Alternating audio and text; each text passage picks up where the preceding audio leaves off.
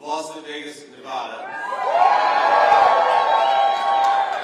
Now, I really do think, with all the momentum that we've got, we're going to make Las Vegas red. We're going to make Nevada red, and we're going to turn Nevada red for Donald J. Trump and the American people who are in this race. Now, we got a couple of special guests to shout out before we get started. I want to give a special shout out to, I think, one of the best candidates anywhere in the country this cycle. You guys are lucky to have the great American hero Sam Brown running for the United States Senate.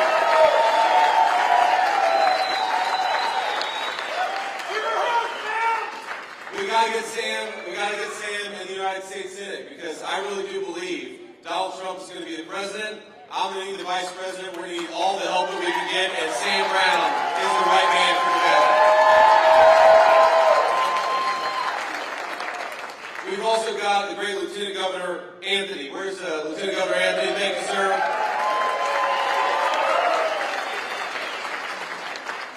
And we got a guy who's doing a very good job, the state GOP chairman, Michael McDonald. Where's Michael at? Thank you, Michael, for your hard work.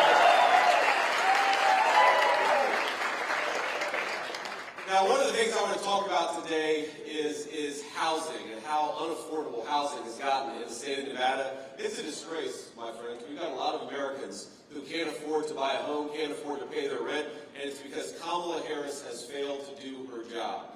But we got to talk a little bit about Kamala Harris and her interviews before that, because let's have a little fun. Let's have a little fun before we talk about public policy. I'm telling you, I think that maybe in her heart of hearts, Kamala Harris is actually rooting for me and President Trump in this race. Because why would she keep doing all these interviews where she just goes out there and makes our case for us? I swear, I told the president yesterday, President Trump, I said, sir, my goal is every time I do a major national media interview is to pick us up 50,000 votes. But I think Kamala Harris, she gets us 100,000 votes every time she opens her mouth. Now let's step back for a little bit. Let's step back for a little bit and appreciate just how tough of a job Governor Tim Walz, my Democratic colleague, has. He's got to go around and defend Kamala Harris's record. And that is, my friends, that is the indefensible. He's got to try to pretend that Kamala Harris didn't raise the price of groceries by 25%, but of course she did. He's got to pretend that she didn't increase housing costs in the state of Nevada by 38%, but of course she did. And he's got to pretend that she didn't open the American southern border, but of course she did. So I kind of feel bad for Tim Walz, if I'm being honest with you. I know maybe I'm the only person in this room who does. But the thing about it, I've got the easiest job in American politics. I've got to remind people that Donald Trump delivered the fastest rising take-home pay in 40 years in the United States of America. I've got to remind people that when Donald Trump was president, inflation was 1.5%, the lowest it's been in a generation in the United States of America. And I've got to remind people that Donald Trump built the wall and secured the American southern border, and that's a very good record well. So if it looks like we're having fun in the Trump campaign, and it looks like the Kamala Harris-Tim Walz campaign is a little bit sad, I think it's because they're terrified of having to continue to explain their record to the American people over the next 13 days. Because think about this. Kamala has been running, if you just watch the Kamala rally, and you hear her say, well, on day one, we're going to tackle the affordability crisis affecting American families. Yeah, on day one, she'll say, we're going to tackle border security, and anybody with a lick of common sense is saying, Kamala, day one was 1,400 days ago. What the hell have you been doing the whole time? Stop talking about doing your job and go do your job.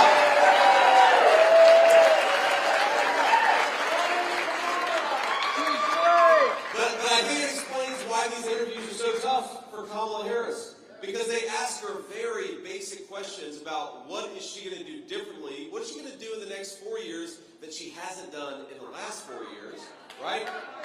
How is she going to solve the problems that she, in fact, helped create? And my favorite is when they say, well, what is your specific plan for how you're going to lower the cost of groceries and housing for American families? And she'll say, well, I grew up in a middle-class family. Or you know, when I worked at McDonald's, I made the hash browns. And by the way, I don't even know if that's true. Where is the evidence that she actually made the hash browns at McDonald's? I haven't seen that evidence. I think Donald Trump has worked at McDonald's for longer than Kamala Harris has.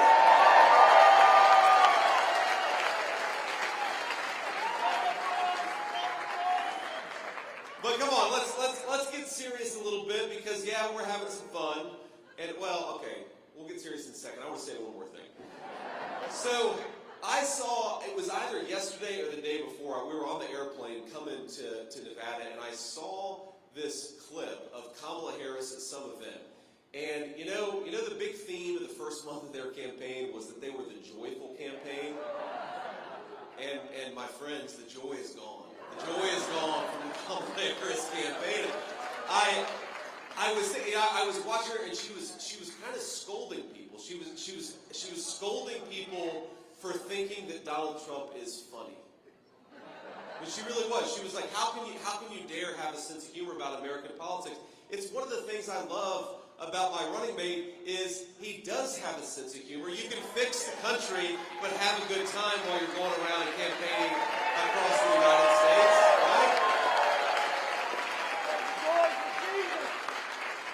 But as she was sitting there scolding, I couldn't get this thought out of my head, that she wants to be the President of the United States of America, but there's nothing presidential about scolding your fellow citizens. And it kind of hit me that what she was acting like was a vice principal who had just called you into the office because you were having too much fun at school. And I think one of the big questions we have to ask our fellow Americans is, over the next 4 years, do you want a president who is fighting to make your life more affordable and to make your country more peaceful and prosperous? Or do you want Kamala Harris who's going to scold you when you're having a good time? I think we know the answer. We want Donald J. Trump. We want to have a good time, and we want to fix the country in the process.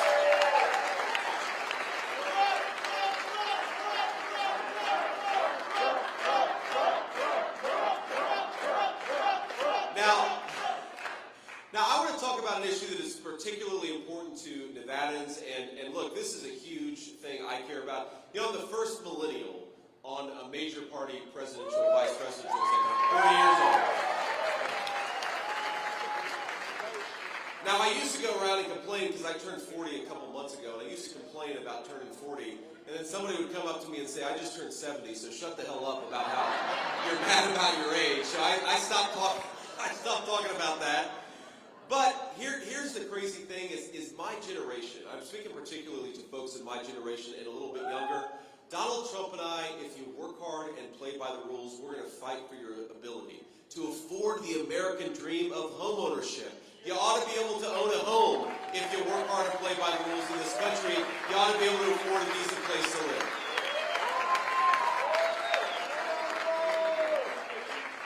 Now, we've talked a lot about illegal immigration on this campaign, and rightfully so. I think it's maybe the biggest crisis confronting the United States of America, and we'll talk about the effect it has on public safety and the effect that it has on our social services. But let's start with talking about the fact that when you open the border and let 25 million people into your country, you drive up the cost of housing for American citizens. This is simple supply and demand, my friends. We got to do two things to lower the price of housing. Two things to lower the price of housing for Nevadans is we've got to build more houses, and we've got to deport the illegal aliens so that American homes go to American citizens.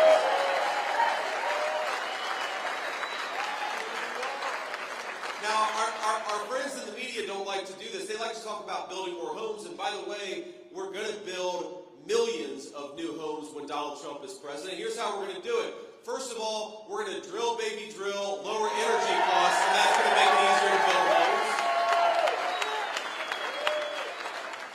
We're going to stop the ridiculous regulations that make it harder for our construction companies and our workers to build homes in the first place. And the third thing we're going to do, especially in Nevada, is we have got so many acres of federal land that are being totally unused, but we could build houses on that federal land and make it more affordable for American citizens to afford a good life. That's what we can do. And by the way, you can open up some of those lands while still protecting and preserving our beautiful natural parks. You know, Kamala Harris wants to say that you can't do both of these things at the same time. You all know there's a lot of federal land out there that isn't being used for anything, but it could be used for American homes, for American citizens. So let's change that.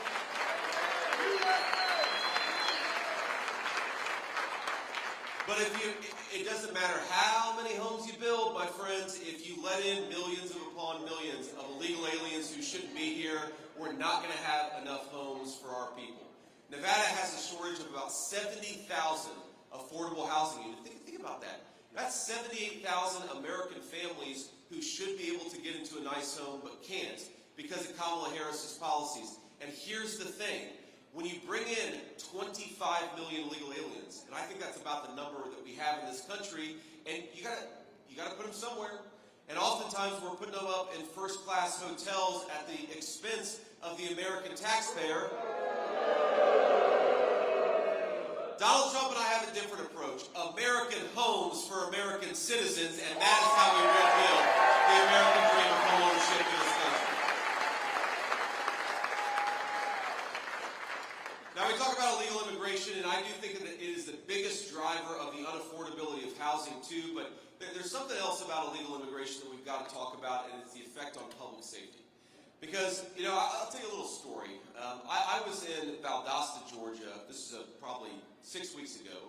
And Valdosta, if you've seen in the news, it was hit pretty hard by Hurricane Helene. So spare time to say a prayer for folks who were affected by that storm. There's still a lot of people who are recovering and rebuilding. But I was there before the hurricane, and they took me into the interdiction room, which is where they've got all the marijuana, the fentanyl, everything that they've actually gotten from the Mexican drug cartels. And they showed me a box of candy, and I said, "What's that doing there?" And they said, "Oh, that's actually illegal drugs." And I said, "Wait a second, that looks like Sour Patch, Nerds candy, like what is that doing there?" And they said that the cartels have figured out that if they disguise drugs as candy, it makes it easier to import into our country. And of course, all of us know what's going to happen. An American child is going to find a bag of that candy on an American playground and is going to open a piece of candy and pay for that with their lives. And that is disgraceful, and it's disgusting, and it's happening because Kamala Harris opened the American southern border. You know what Donald Trump is going to do it? We're going to finish the wall, and we're going to deport. We're going to deport the people who shouldn't be in this country anymore.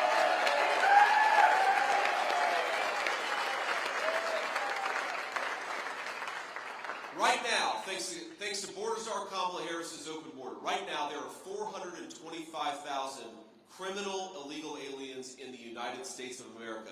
That's more than any Marines out there. Double the size of the United States Marine Corps. That's crazy. And that's not happened through some act of God. That's happened because our own government isn't doing the job of protecting American citizens.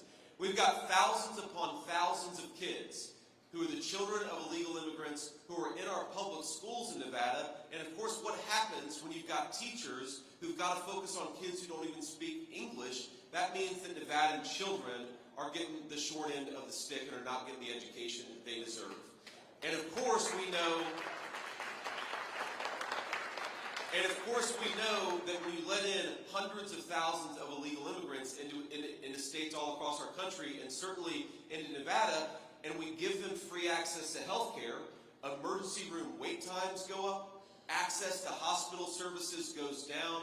We are making our own citizens poorer, less safe, less healthy, and less prosperous because Kamala Harris cares more about illegal immigrants than she does about the citizens of the state of Nevada. My friends, that's going to stop when Donald J. Trump is president. I promise you that.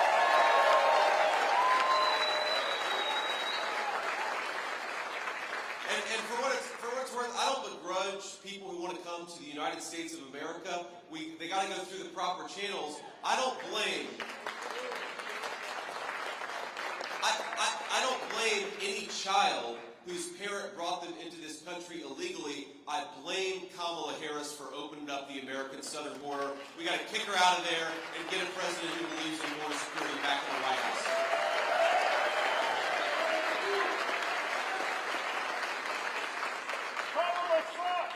Now I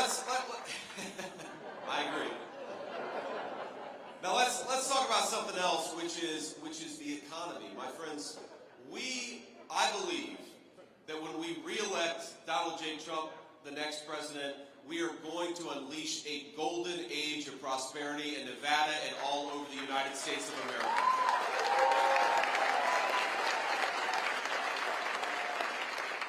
And it's worth in some ways comparing and contrasting the economic record of Kamala Harris with the economic record of Donald Trump. And also comparing the plans that they have for how we're going to move forward as a country. Kamala Harris is saying that I've never seen this in my life, a politician who is going around the United States of America bragging that she's going to raise taxes, bragging that she wants to let the Trump tax cuts expire, saying to all of you, hey, elect me and you're going to pay a lot more in taxes. I don't know who does that. It doesn't make it, I mean, normally even the politicians who plan to raise your taxes at least lie to you and tell you they're going to cut them, but not Kamala Harris. Kamala Harris is going around telling you she wants to raise your taxes. And here's what President Trump is going to do. We are going to cut taxes for American families, and we're going to penalize companies that are shipping our jobs overseas. That's what we ought to be doing.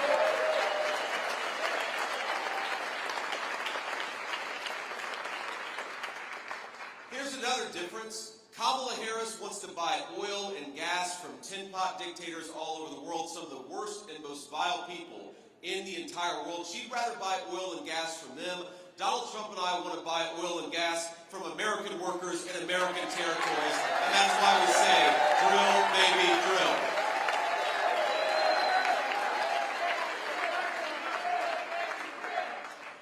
Kamala Harris wants to give Medicare and Social Security to illegal aliens, which, by the way, would bankrupt those programs and throw a generation of our senior citizens into poverty. Donald Trump wants to protect Social Security and Medicare, and it starts with sending illegal aliens back home and not giving them free benefits.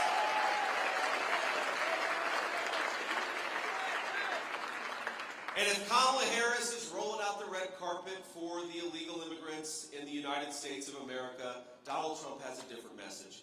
Pack your bags, because in 4 months you're going back home.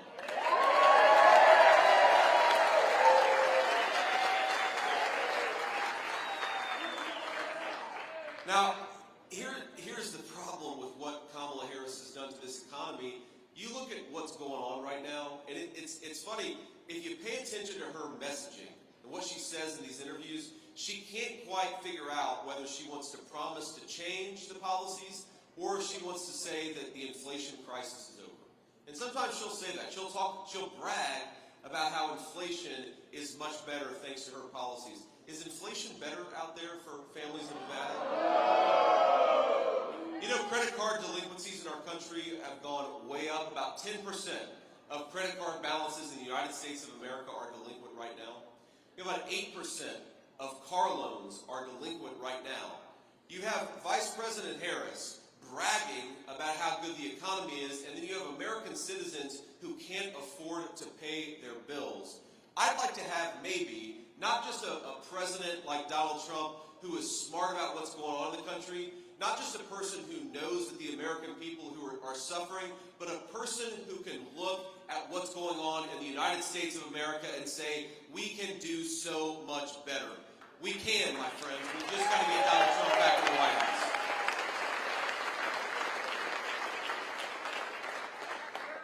So let me say just a couple more things here, and then we'll take a few questions from the reporters, and then we're going to go to Reno from here. So this is a good Nevada day, and we're excited to be here. But here's the thing that we got to remember, is that a lot of our fellow citizens right now, and we're having fun at this event, and we're having fun on the Trump campaign, but a lot of our fellow citizens are hurting right now. And I want to talk to you just about a couple of people that I've met on the campaign trail just in the last few weeks, people whose stories really drove home how much Kamala Harris's policies are failing the United States of America. I met a woman. She's a retiree, and her husband is soon to be a retiree. Both of them are sort of at the end of their working lives. They're raising their grandchildren because the woman's daughter had died of a fentanyl overdose. overdose. And that's true of a lot of families, and it's true of my family. My grandmother raised me because my mom struggled with opioid addiction for a big chunk of my early life. Now, this woman told me that for 40 years, she and her husband, in good times and bad, they had this thing that they did, and it was their special thing. They would do steak night on Friday. Every Friday, in tight times, in prosperous times, they would do steak night. And I'm not talking about going to a fancy steakhouse. And we're in Las Vegas. I'm not talking about going to STK. I'm talking about going to the grocery store and buying a nice steak and having that be their thing that they did together. We all know it's these little rituals, right? These are the things that make life worth living. We've all got them in our families, and it's why we work hard. It's why this is the greatest country in the world. But last year, she stopped doing steak night. They stopped doing steak night because the price of groceries has gotten so unaffordable, and of course, times were especially tight because they've got a couple of extra mouths to feed that they didn't plan on. And my friends, we got to do better. In this country, we got to make sure that if you work hard and play by the rules, you spend your entire life working your finger to the bone, you ought to be able to afford steak night on Friday night, and that's what we're fighting for.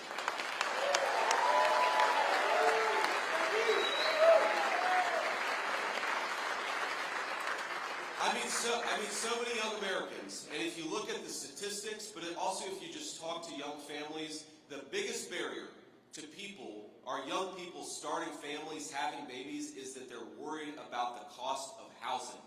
So the more that housing gets more expensive, the more that young Americans are going to decide to either wait or to not have a family altogether. And what a horrible indictment of the policies of Kamala Harris that our young people are choosing not to have families because they're worried about affording a baby under Kamala Harris's economy.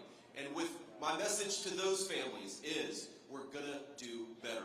Donald Trump is going to do better. Kamala Harris broke this country's economy, and Donald Trump will fix it.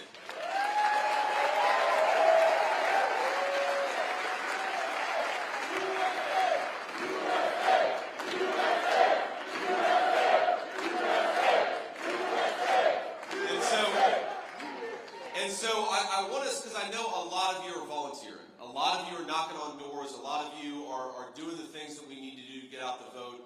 And we'll talk a little bit more about that after I take some questions. But I want you to remember what we're doing it for. Because as fun as it will be to beat Kamala Harris and the Democrats, and trust me, I will enjoy it more than any person in this room when we beat Kamala Harris and the Democrats on November 5th. Remember what we're doing it for. We're doing it to give the American people a government that actually looks after their interests. We're doing it to create enough prosperity so that that woman and her husband can afford steak night on a Friday night. We're doing it so that our young people can afford to buy homes and start families. We are on a crusade to give the American people the leadership that it deserves. And on November the 5th, we're going to do exactly that. Thank you. God bless you guys. Appreciate everything.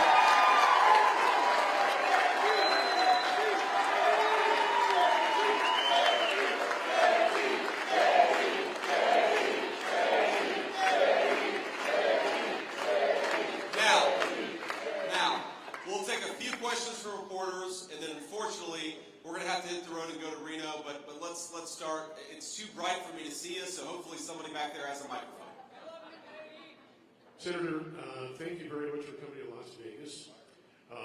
If you could elaborate a little bit more on a proposal that is very popular with a lot of people here, and just how exactly you would make the no tax on tips policy work in terms of the greater budget. Yes, sir. Yeah, look, it's a fair question. Obviously, the government's spending way more money than it takes in right now. And I think that there are so many areas where we can cut wasteful spending. Frankly, stop paying hundreds of billions of dollars in fraudulent Medicare and Social Security claims to illegal aliens, and we can save a lot of money and we can get back to the American people. But here's what's so important about President Trump's no tax on tips policy. And notice, he comes out with a no tax on tips policy.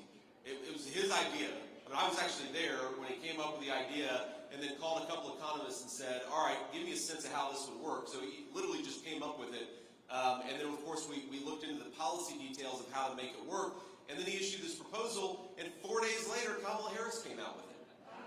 And And if you notice, we're talking a lot about border security. Like 4 days after she became the nominee, she started talking. All of a sudden, Kamala Harris got religion about border security. And I sometimes think that Kamala Harris, the last couple of weeks, she's going to wear a long red tie and a red MAGA hat.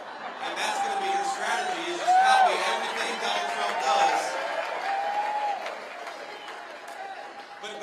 But sir, to answer your question, the details do matter, obviously. But I think that people overestimate the budgetary hit of no taxes on tips because, frankly, a lot of what we get out of taxing tips right now, a lot of what happens is that you have IRS agents harassing casino workers and servers, and it costs a lot of money to harass middle-class people. Why not just give them their money back, fire the IRS agents, and we'll all be more prosperous?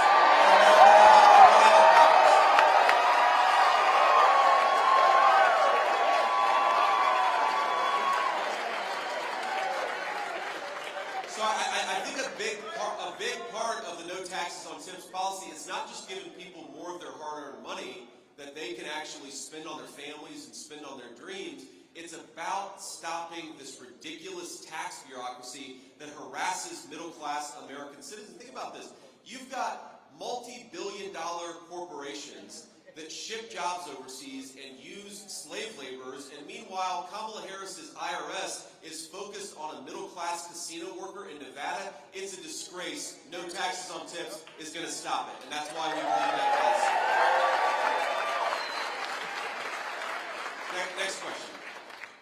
Senator Vance, with respect to the housing proposal, when the Democrats talk about this issue, one of the things that they highlight is this alleged idea of giant corporations and big investors buying up houses and thus driving up the price of those houses. I wonder if you'd comment on that with respect to your program and Sure. whether or not that would be a factor. Well, look, first of all, I've been talking about that issue for years, and that's another issue where the Democrats have just copied our talking points in one form or another. Again, we want American homes to go to American citizens, and whether we're talking about an illegal alien or a massive foreign conglomerate, I don't want either one of those groups to own American homes. I want the American people to own American homes. But what I find so preposterous about Kamala Harris's proposals here is, and most of them I think are totally crazy, and some of them she's copied from us, and the ones she's copied from us, obviously I think are a good idea. I can't help but wonder, why aren't you doing it right now? Who is the majority leader of the United States Senate? A Democrat. Who is the president and vice president of the United States? Kamala Harris and Joe Biden. If Kamala Harris really believes that these policies are going to make American citizens more prosperous, she is welcome to try them right now. What I can't get over is a person who runs on promising to do something. She's got a job right now. She ought to do it. And if her ideas are so good, they would help the American citizens now. And it's telling that instead of actually implementing these policies, she just talks about them, because that's what people in Washington do. Career bureaucrats and career politicians who talk about doing things. Donald Trump actually got stuff done in 4 years, and that's why we got to put him back in the White House.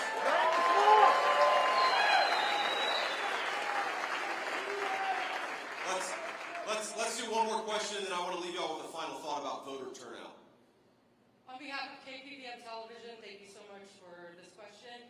As we know, alcoholism and/or addiction does not discriminate based on race, Sure. education, socioeconomic status, gender, or anything else. And Clark County has seen an increase in fentanyl fatalities, approximately 297% increase in the last couple of years. What do we do? Very good question, ma'am. And look, it is a big issue, not just in Clark County, not just in Nevada, but all over the United States of America. And the first and most important thing that we've got to do is close down the border and stop this poison from coming into our country in the first place. And I speak about this issue with a lot of personal experience because, my mom, for so much of my childhood, struggled with addiction in some form or another. It's why my grandmother raised me. Well, I'm standing here, by the grace of God. My mom has been clean and sober for almost 10 years, and that is an amazing thing. But I can't help but wonder, because I've certainly sat by Mom's bedside after a bad overdose, wondering whether she would wake up and praying to God that she did.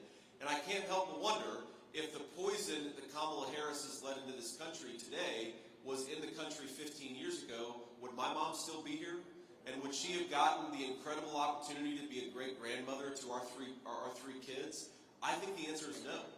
And it's one of the reasons why we've got to stop this poison from coming into our country is to everybody out there. There is hope on the other side of addiction, but only if you get a second chance, and fentanyl is taking second chances away from our citizens. Think about this, 100,000 people dying of overdoses. Most of those overdose deaths every single year are caused by fentanyl. Can you imagine if a foreign country invaded the United States of America and was killing 100,000, mostly young people? We would go to war over it. So why don't we do that right now? Why don't we go to war with the Mexican drug cartels that are killing our people by the thousands?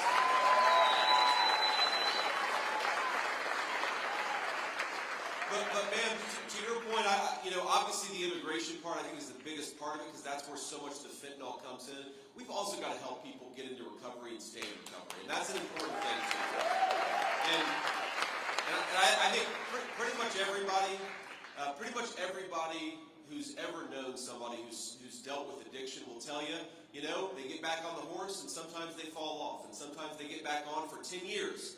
Sometimes they get back on the horse for a month and then they fall off. We have got to give people the opportunity to keep on trying to get better. Because I really believe, as a person who's made a lot of mistakes in my life, and I think most of us have, the American dream is not just a dream for people who did everything right all the time. The American dream is a dream of second chances, of fighting and trying again and again and again. So let's fight for second chances for our people.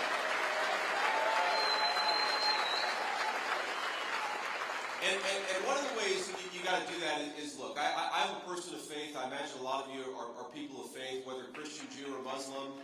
We love you. But if you're not a person of faith, you're welcome in this common sense coalition too. But you've got a lot of folks on the ground, especially people of faith, who would love to do detox to help people who are dealing with drug addiction. Or you have church groups that would love to set up small addiction counseling and recovery centers. Right now, the federal government makes it way too hard for people of faith who love their communities to get involved in helping their neighbors. Donald Trump and I want to be friends and allies of anybody that's trying to make their community better, because that's the American way, and I love that about this country. But Kamala Harris has this attitude that, well, if you're a Christian and you're trying to do charitable work, well, don't even come knocking, because you're not welcome to the United States of America. Whether you're Christian, Jew, non-believer, if you're trying to help your neighbors, you've got a place in Donald Trump's Republican Party, and we hope that we can earn your support. On that note, look, my friends, I think we're going to win. I think we're going to win Nevada. I think we're going to win the whole country. And I'm feeling good about it.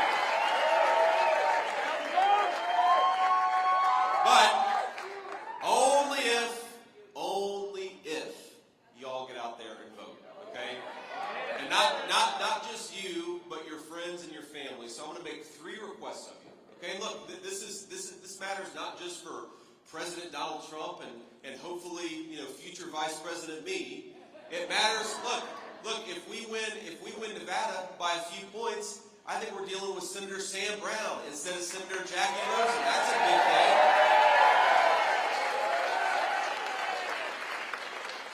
That's got a pretty nice ring to it, right? Sam's really tall. That's the one thing I don't like about Sam, though. I don't want anybody in Washington. I'm 6'2". I don't want anybody taller than me. But look, Sam he's a once in a generation guy. If we don't take this seat this time with that candidate, you guys may have a Democrat in that chair for the next 20 years, right? So here's what I want to ask you for. Okay, number 1, there's a website. I want you to go to it. Write it down if you have to, but I'm going to repeat it. SwampTheVoteUSA.com. That's SwampTheVoteUSA.com. Because as President Trump says, we have got to swamp the vote. I don't want to just win. I want to win by such a big margin that we're going to bed early on Tuesday night.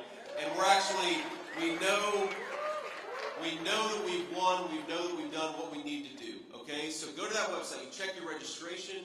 You can check how to get involved in some of our voter turnout efforts. You can know where your polling location is. SwampTheVote WSA.com. That's number one. Number two, I want you to use whatever method of communication, whether it's social media, text messaging, email, call. I want you to commit to talking about what you saw here today, and most importantly, why you are voting for Donald Trump and why you're not voting for Kamala Harris. Because we're never going to have Kamala Harris or her allies in the corporate media telling the truth, but we can tell the truth to one another, and that person-to-person power is how we're going to win the 2024 election. Again, not just for President Trump, but for folks like Sam Brown.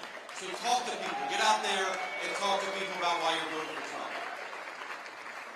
Now here's the third thing that I want you to do. I want you to get out there and I want you to vote 10 times.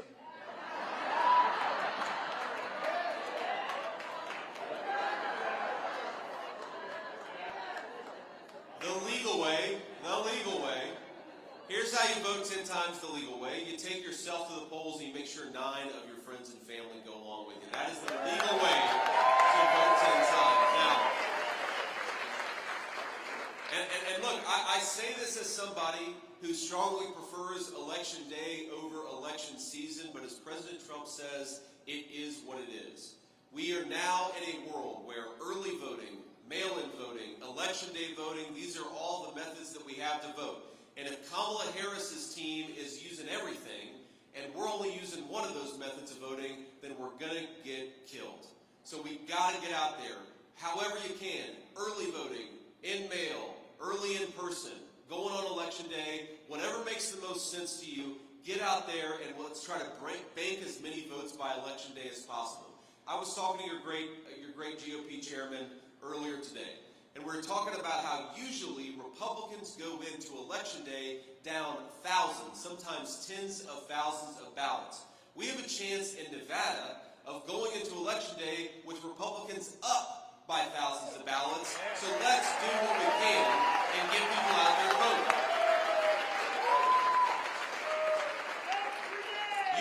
You don't have to love everything about our election system. I don't, but we've got to play the game by the rules that have been given to us. And if we do that, my friends, we're going to win.